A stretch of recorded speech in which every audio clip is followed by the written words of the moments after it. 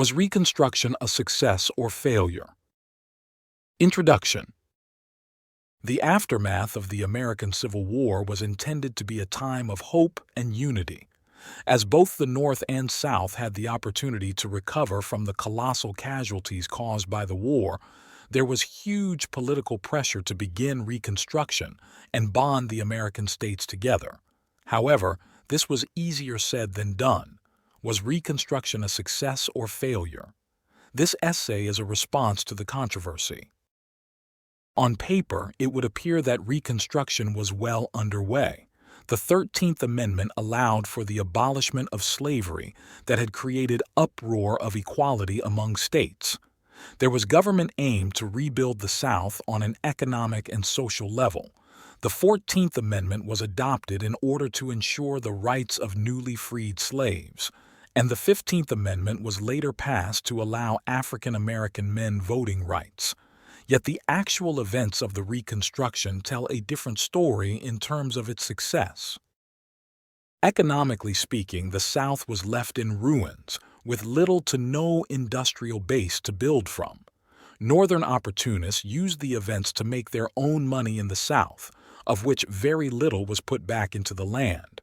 The most apparent issue with Reconstruction was, of course, the treatment of newly freed African Americans. Although the new amendments promised social change, they were executed poorly. Black codes meant that black rights were extremely limited to levels comparable with slavery. Violence also occurred due to social unrest in the South, with the emergence of groups such as the KKK. It was clear that there were many prominent social divides still present after the war. Downfalls of the Reconstruction. Economic hardship. The South's economic slump affected divisions between North and South, which did not improve the situation. Soon after the end of the Civil War, many Northern business opportunists saw the money-making potential in the South's weakened economic state. They hoped to work on behalf of the newly emancipated slaves and set up their own schemes in the much-needed development of industry in order to exploit the Southern misfortune. At first glance, this looks like it may be beneficial for the South, but very little of the money made was reinvested. Instead, a majority of the income returned to the North, or with the businesses themselves. This was economically disastrous. The Civil War had cost the South an estimate of $2.98 billion that would never return for the purpose of industrial investment. Soon, the Northern opportunists were stifled by the economic downturn in 1873 and departed to take their investment to the West. The white South was left penniless, with very little opportunity for economic growth. The government's lack of focus to improve Southern economy was huge contraction on the ability of Reconstruction. It created economic hardship for those in the South who were already tired after a long war. Rights of the black community. Another hugely important downfall to Reconstruction after the Civil War was the poor execution of amendments addressing black rights. These were put in place in Southern states between 1865 and 1866 in order to define the new rights and responsibilities of black people. With them came new opportunities for African Americans, such as the ability to testify in court. However, the black codes had numerous limitations and were far from progressive. Essentially, the black codes allowed for the essence of slavery to continue and worked as an excellent legal suppressant of the new black freedom. With the huge shortage of labor on plantations, there was an economic call to boost employment that occurred in the form of the black codes. Black people now had to sign labor contracts with their previous owners in order to attain guaranteed work. If these contracts were broken in any way, the plantation owner was within his legal rights to whip and beat the black worker as punishment. There was a huge lack of working right for black people in comparison to whites at the time. Blacks were still under a great deal of both physical and metaphorical supervision. the Black Code still implemented the huge inequalities without any legal backlash and were a huge downfall in the attempted Reconstruction. An important creation during the beginning of the Reconstruction era was the Freedmen's Bureau. It was established in 1865 and initiated by Abraham Lincoln, with the aim to enforce the new promised black freedoms and aid the freed slaves in poverty. Bureau agents were intended to establish schools to improve black education, aid the young and old, and settle disputes between whites and blacks. This was another example of the Reconstruction appearing successful on paper. The Bureau's aims were honorable to black freedoms and appeared very progressive for the time, yet its achievements were limited to areas such as health and education. Furthermore, the assassination of Lincoln saw Southerner Andrew Johnson take presidency.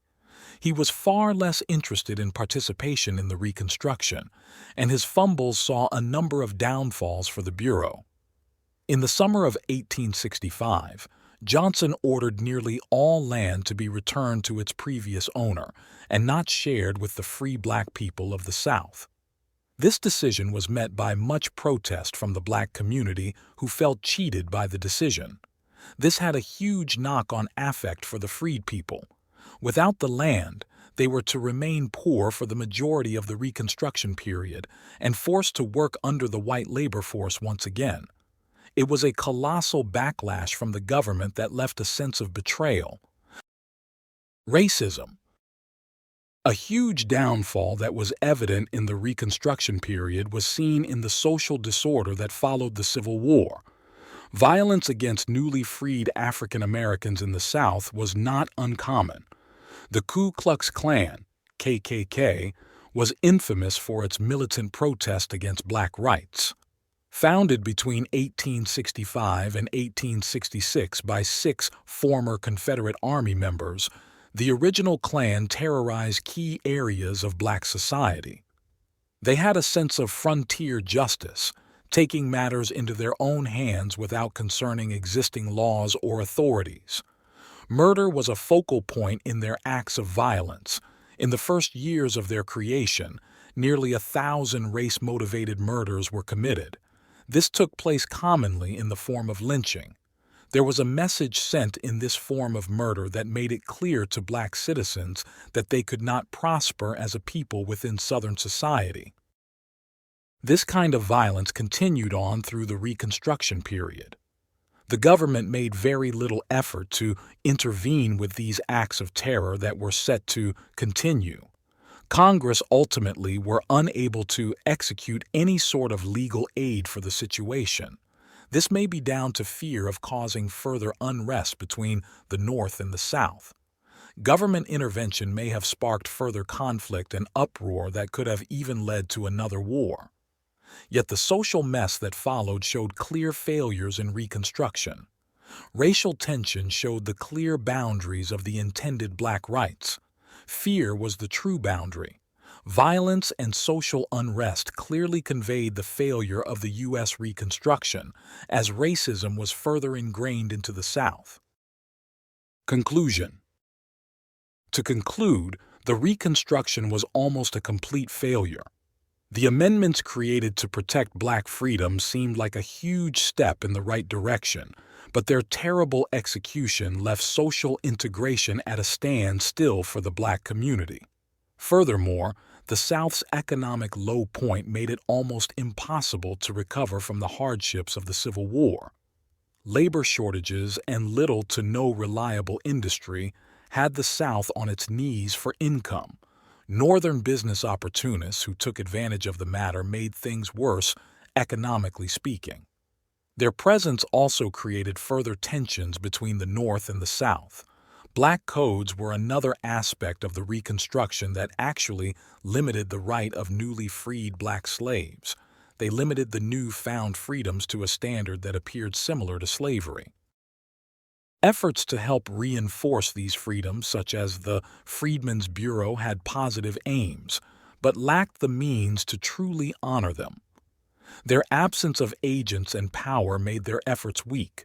A final key area of this Reconstruction failure essay was the social unrest and violence that followed the end of the Civil War.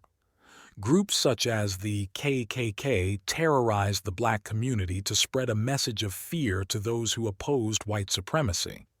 This continued to grow further tension of opposing views within the white community.